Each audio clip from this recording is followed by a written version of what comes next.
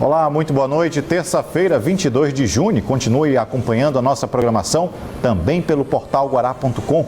Vamos aos destaques. Primeiro lote de vacinas da Janssen chega ao Brasil e devem ser distribuídas para as capitais brasileiras. O público-alvo ainda vai ser divulgado. Flávio Dino e Marcelo Freixo realizam ato de filiação ao PSB. E para isso nós temos que nos unir. E é isso que eu, Freixo, Givaldo, o prefeito Lucas, como novos filiados, nos propomos aqui.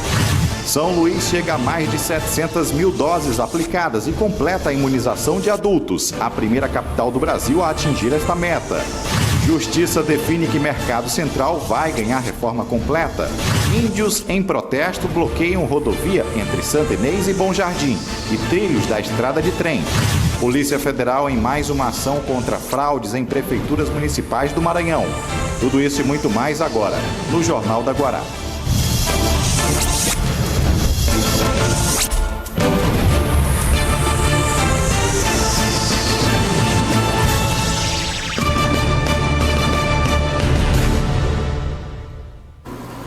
O Brasil recebeu hoje o primeiro lote de 1.500.000 doses da vacina Janssen.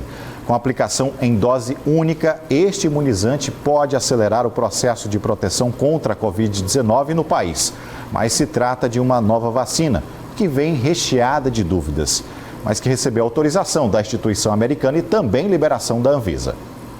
Nas primeiras horas da manhã desta terça-feira, o avião trazendo o primeiro lote da vacina Janssen pousou no Aeroporto Internacional de São Paulo, em Guarulhos.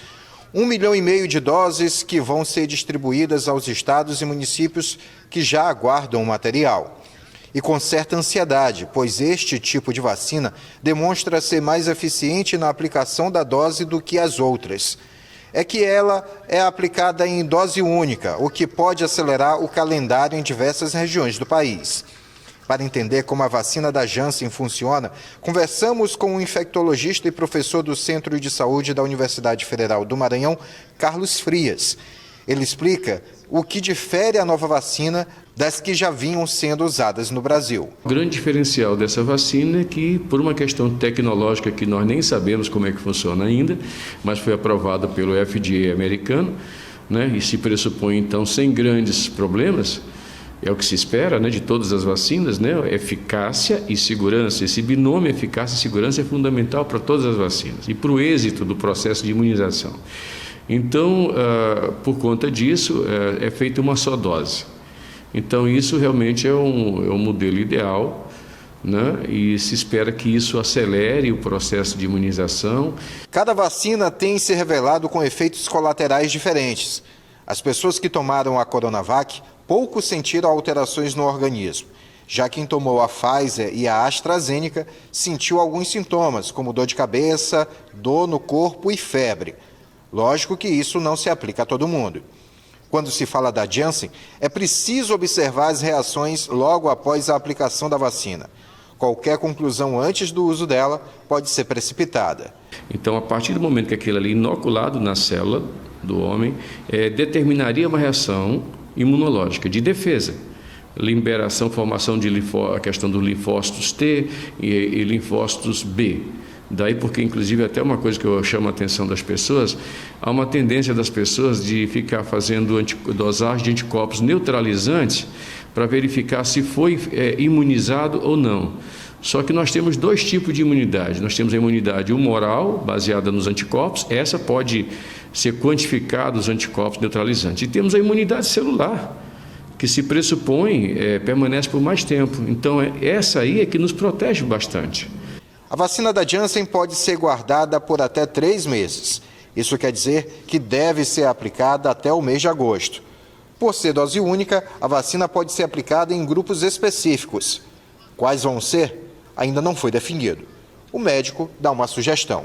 A questão das comorbidades em evidência, aqueles idosos que não completaram também a vacinação, que nem iniciaram a vacinação, fazer uma rechamada desses idosos, mas isso cabe ao Programa Nacional de Imunização definir. Alguns especialistas já publicaram informações pertinentes sobre esta vacina Janssen. O imunizante apresenta eficácia de 66% contra casos moderados e graves do coronavírus, eficácia de 85,4% apenas contra os casos graves e 100% de proteção contra hospitalização depois de 28 dias de aplicada. Sobre a reação, a Janssen pode gerar reações como dor, vermelhidão na pele e inchaço, além dos efeitos colaterais. Sobre a destinação das vacinas, teremos as capitais brasileiras e cabe à Secretaria Estadual de Saúde definir o público-alvo.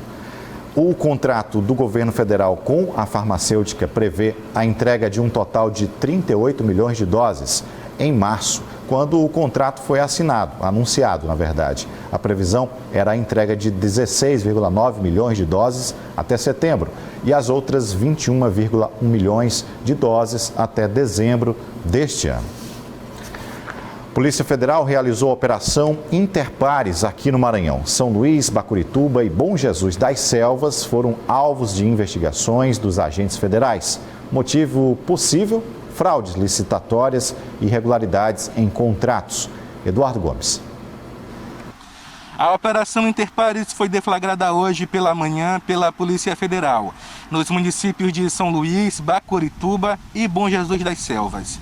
Essa ação tem como principal objetivo desarticular um grupo criminoso estruturado para promover fraudes licitatórias e irregularidades contratuais nos municípios de Bacurituba e Bom Jesus das Selvas, inclusive envolvendo verbas federais que seriam usadas no combate à pandemia de coronavírus. Segundo a polícia, foi constatada a falta de capacidade econômica da empresa investigada, restando aí demonstrados os custos dos produtos vendidos é incompatível com o valor dos ganhos nos últimos 12 meses anterior ao período do monitoramento. Bom, segundo a APF, enquanto adquiriu apenas R$ 33.356,25 dos itens de contratos públicos no período que foi investigado pela APF, a empresa teria vendido mais de R$500 mil para os municípios de Bom Jesus das Selvas e Bacurituba. Bom, além disso, o principal investigado utilizava laranjas para figurarem como proprietários da empresa que supostamente forneciam os produtos. Isso, simultaneamente, ele concorria nas licitações, assinando propostas em nome de outras empresas. Bom, diante desses fatos, a APF cumpriu 6 mandados de busca e apreensão e também 5 mandados de constrição patrimonial. 30 policiais federais cumpriram as determinações judiciais que foram expedidas pela Primeira Vara Federal de São Luís. Se confirmadas as suspeitas, os investigados poderão responder por fraude à licitação, simulação de compra e venda, lavagem de capitais e associação criminosa. Somadas, as penas podem chegar a 23 anos de prisão. Eduardo Gomes, para o Jornal da Guará. Bem, na manhã de hoje, um grupo de indígenas bloqueou o quilômetro 251 da BR-316 entre Santo Inês e Bom Jardim. Esse protesto deixou a rodovia interditada por aproximadamente 4 horas seguidas. Segundo informações da Polícia Rodoviária Federal, a manifestação aconteceu devido à votação de uma lei no Congresso Nacional que diz respeito aos indígenas. Dificulta a demarcação de terras para os povos indígenas e o bloqueio seria uma forma de pressionar os parlamentares. O bloqueio aconteceu também na ferrovia de trem, o que não tem qualquer ligação com a empresa Vale. Segundo nota oficial, a empresa mantém sempre o diálogo com as comunidades que vivem às margens do trilho e que em nada afetou o trem de passageiros que segue entre o Pará e o estado do Maranhão. Bem, depois do intervalo, as informações da política, os comentários de Marcos Saldanha sobre Flávio Dino no PSB. É um instante só.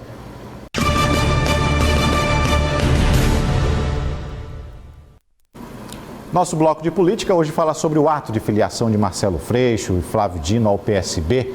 Para os comentários aqui, Marcos Saldanha já conosco. Boa noite, Saldanha. Boa noite, Hugo. A gente já mostra de início aqui para o público que está em casa, para ele ter uma noção de um trecho do discurso feito pelo governador Flávio Dino, aí assinando seu ato de filiação ao PSB. Veja.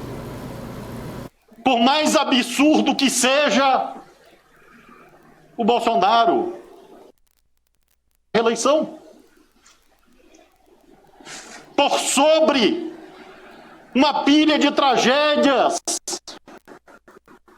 nada de positivo a apresentar. Obras não há. Somente nessa semana eu vou inaugurar 8 escolas. Eu inauguro por semana mais escola do que o Bolsonaro inaugura no ano. Assim é também com outros companheiros nossos. Mas ele é candidato à reeleição. Derrotá-lo não é tarefa de poucos. Não é tarefa de muitos, é tarefa de todos. E para isso nós temos que nos unir. E é isso que eu, Freixo, Givaldo, o prefeito Lucas, como novos filiados, nos propomos aqui.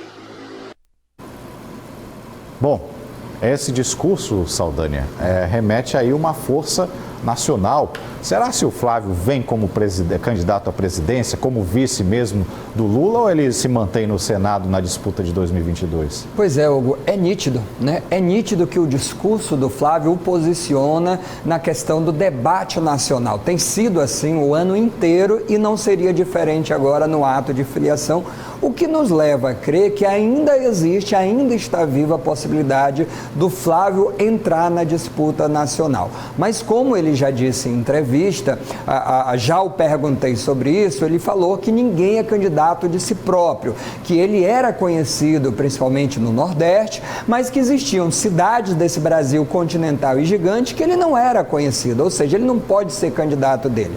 Então, a ida dele para o PSB o agiganta para o debate nacional, mas a sua candidatura ou de presidente ou a vice-presidente só me parece viável numa chapa encorpada. Ou seja, ser ele o candidato a presidente com apoio do Lula ou ser ele o vice do Lula, por exemplo, ou então de algum outro nome muito pesado que não disputasse com Lula. Porque a gente teve, por exemplo, o Ciro Gomes dizendo que não abre mão, a gente já comentou isso de ser candidato. Não, embora o Ciro tenha uma boa relação também com o Flávio Dino, mas eu não vejo o Flávio, por exemplo, compondo chapa com o Ciro Gomes, mas com o Lula no debate. Resumindo, me parece que para o Flávio Dino e para o campo nacional, essa disputa, esse debate passa indiscutivelmente pelo Lula. Então, o posicionamento dele nacional é real, a gente percebe, a gente vê, a gente enxerga isso, mas não vejo ele caminhando contrário a Lula nesse debate. Isso aí parece nítido, e aí eu não sei, por exemplo, você vê o PSB, por exemplo, fazendo uma frente, recebendo o Flávio Dino do PCdoB e o Freixo, deputado federal lá no Rio, do PSOL. Então, ele vai abrindo uma frente de diálogo. Então, a gente precisa entender que posicionamento essa frente ampla tem com o PT do ponto de vista nacional.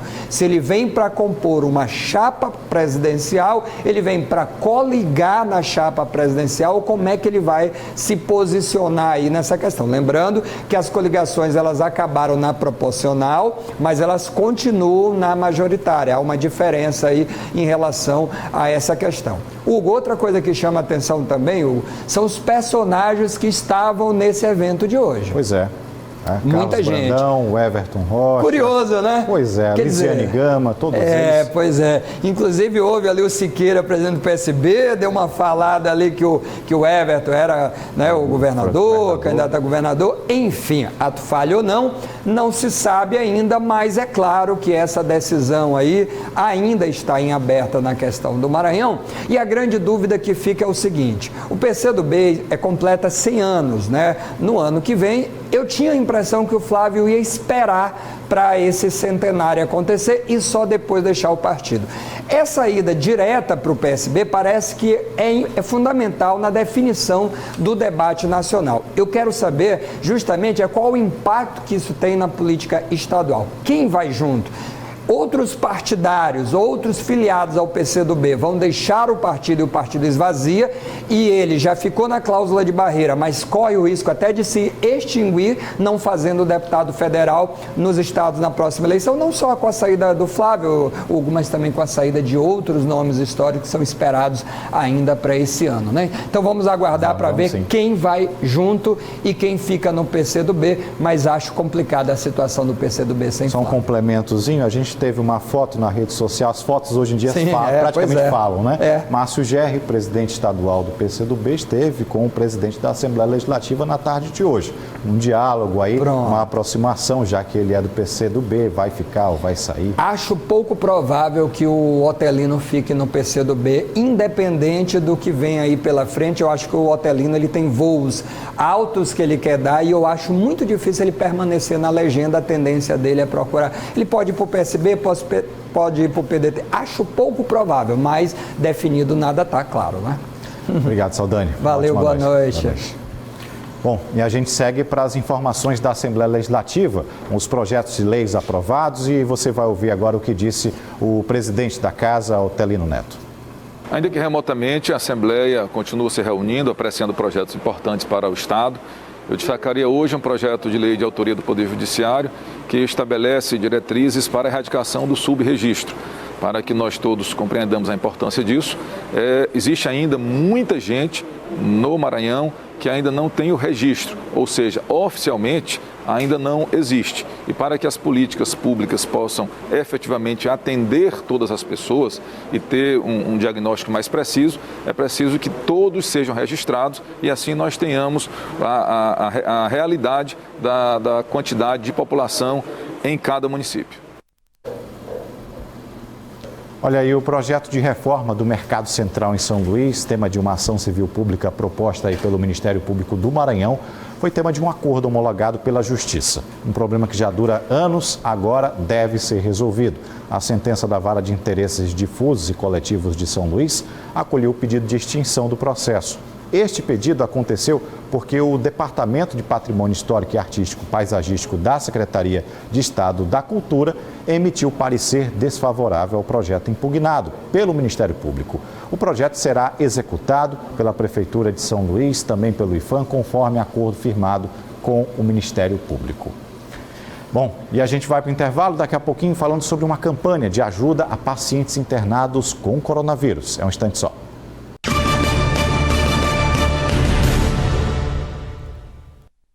São Luís completou hoje a vacinação do público adulto. Jovens de 18 anos tiveram o dia todo para tomar a primeira dose da vacina contra o coronavírus, seguindo aí o Plano Nacional de Imunização do Ministério da Saúde. Segundo o último boletim sobre a vacinação na capital São Luís, a marca alcançada foi de 700.710 doses aplicadas, chegando a um percentual aí de 96,64%. A taxa de vacinação. Além disso, a Prefeitura já está fazendo o planejamento para vacinar os adolescentes aí de 12 a 17 anos. A Anvisa já liberou o uso da vacina da Pfizer para este público, mas ainda é preciso o Ministério da Saúde incluir esta faixa etária no Plano Nacional de Imunização. Ainda sobre cumprimento de metas, a Prefeitura Municipal de Lima Campos anunciou que o povoado quilombola Bom Jesus está completamente imunizado com as 2 doses da vacinação contra a Covid-19.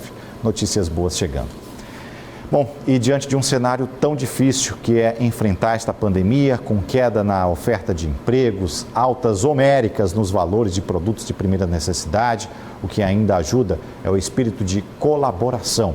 Uma ação social feita pela esposa do colega radialista e jornalista Rubem Mucama tem como propósito ajudar pessoas internadas nos hospitais do estado. As imagens são de alguns momentos que a Halden Carla viveu ao lado do Rubem Mucama. No começo do mês, o jornalista e radialista morreu vítima de Covid-19. Ele ficou durante 16 dias internado na UTI deste hospital, que é especializado em tratar casos dessa doença. Durante todos esses dias, a Carla esteve com o marido e na unidade presenciou cenas fortes e marcantes que motivaram ela a ajudar ainda mais o próximo. Tinha pessoas que não tinham. Eu disse, meu Deus, como vai fazer numa UTI se não tem o produto, né, para poder proteger a pele, para poder higienizar? E naquele momento aquilo me despertou. Eu pensava assim, no dia que ele sair daqui, a gente vai juntos ajudar essas pessoas, né? Infelizmente ele não saiu, né? Eu creio que tudo é a vontade de Deus, foi um momento que Deus chamou ele, mas eu fiquei. Mesmo com a dor da perda, a Carla criou forças para montar o Instituto Mucama, que leva o sobrenome do marido. A ideia é arrecadar materiais de higiene pessoal e remédios que vão ser doados aos pacientes. Para isso, ela conta com o apoio de um projeto, o Atitude, que é desenvolvido nesta igreja evangélica e vem dando todo o suporte para fazer as doações.